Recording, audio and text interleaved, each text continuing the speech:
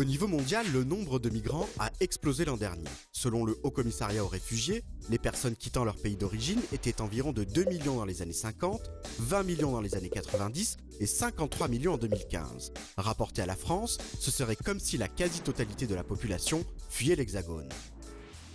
En ce qui concerne l'Europe, on parle de plus de 700 000 personnes qui ont traversé la Méditerranée l'an dernier, au péril de leur vie.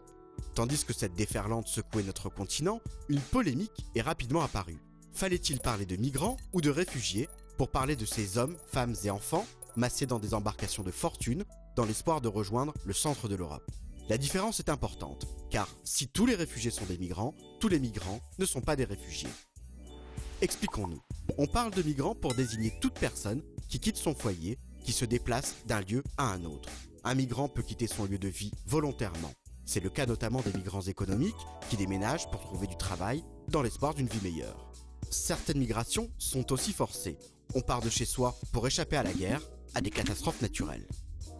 La notion de réfugié est au contraire beaucoup plus restrictive. Un texte de loi international, la Convention de Genève, adoptée en 1951, précise qu'un réfugié est une personne qui craint, avec raison, d'être persécuté du fait de sa race, de sa religion, de sa nationalité, de son appartenance à un certain groupe social ou de ses opinions politiques en cas de retour dans son pays. En France, c'est l'Office français de protection des réfugiés et apatrides qui détermine quels sont ceux parmi l'ensemble des migrants qui peuvent obtenir le statut de réfugié. L'opération prend parfois plusieurs mois, voire plusieurs années.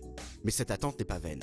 Car en France, une personne qui se voit accorder le statut de réfugié peut obtenir un titre de séjour et résider légalement sur le territoire pendant au moins 10 ans. Les notions de migrants et de réfugiés renvoient donc à des réalités différentes, et les mots ont un sens.